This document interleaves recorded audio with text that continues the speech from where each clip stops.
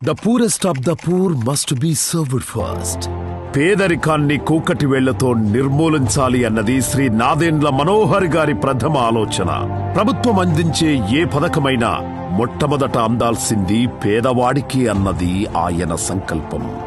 శ్రీ నాదెండ్ల మనోహర్ గారు తన ఎంబీఏని ఉస్మానియా యూనివర్సిటీ నుండి అందుకున్నారు. తనకి క్రీడలపై ఉన్న ఆసక్తితో జాతీయ స్థాయిలో టెన్నిస్ కి ప్రాతినిధ్యం వహించి కాంస్య పథకం పొందారు. తన ప్రజలకు మంచి చెయ్యాలి, తన నియోజకవర్గాన్ని అభివృద్ధి బాటలో నడపాలి అన్న ఉద్దేశంతో 2004లో రాజకీయ అరంగేట్రం చేశారు. పేదరికాన్ని నిర్మూలించాలన్నా, రాష్ట్రం అభివృద్ధి చెందాలన్నా అది యువతతోనే సాధ్యమని నమ్మి తన సొంత నియోజకవర్గంలో విద్యార్థుల కోసం రాష్ట్రంలోనే మొట్టమొదటి మోడల్ స్కూల్ కట్టించారు. యువత మనోవికాసం కోసం ఉద్యానవనాలు, క్రీడలలో కూడా రాణించాలి అన్న ఉద్దేశంతో ఇండోర్ స్టేడియంస్, కళని ప్రోత్సహించడం కోసం రామకృష్ణ కవి కళాక్షేత్రం, రైతులకు ఎల్లప్పుడూ అందుబాటులో ఉండేలా మున్సిపల్ కాంప్లెక్స్, నిరంతరం విద్యుత్ సరఫరా కోసం సబ్ స్టేషన్స్, నంది వెలుగు పెదరావూరు మధ్య ఫ్లైఓవర్ నిర్మించి రవాణా అభివృద్ధి చేసి తెనాలిని పారిశ్రామికంగా ఎంతో అభివృద్ధి చెందించారు. ఎంతో మందికి ఉద్యోగ ఉపాధి కల్పించారు.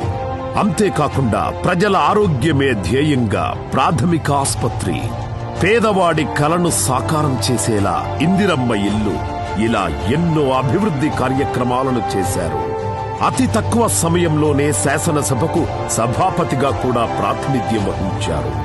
2018లో తన అభ్యుదయ భావాలను గౌరవించి తన ఆలోచనలకు విలువనిచ్చే శ్రీ కొనిదెల పవన్ కళ్యాణ్ గారు స్థాపించిన జనసేన పార్టీలో చేరారు.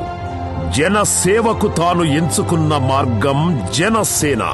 పార్టీ క్రియాశీలక వ్యక్తిగా బాధ్యతలు స్వీకరించి యువతలో చైతన్యం పెంపొందించడానికి జాగోరే జాగో కార్యక్రమం ద్వారా ప్రజల గుండెల్లో సుస్థిర స్థానం సంపాదించుకున్నారు. అంతేకాకుండా ఎన్నో సందర్భాలలో జననేత పవన్ కళ్యాణ్ గారు శ్రీ మనోహర్ గారిని సోదర సమానుడు అని చెప్పారంటే ఎంతలా వారిద్దరి ఆలోచనలు కలిశాయో మనం అర్థం చేసుకోవచ్చు.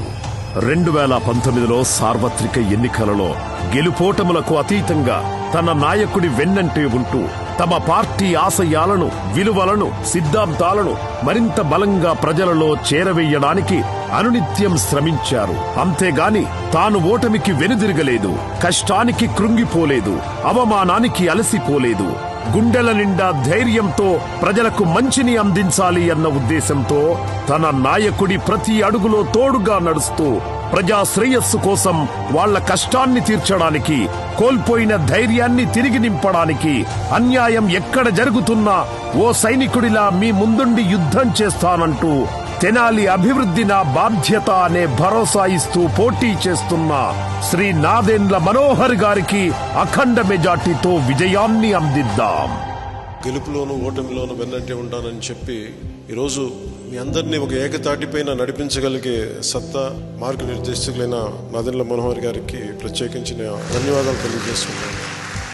గాజు గ్లాసు గుర్తుపై ఓటేద్దాం, శ్రీ నాదెండ్ల మనోహర్ గారిని గెలిపిద్దాం, తెనాలికి బంగారు భవిష్యత్తు అందిద్దాం.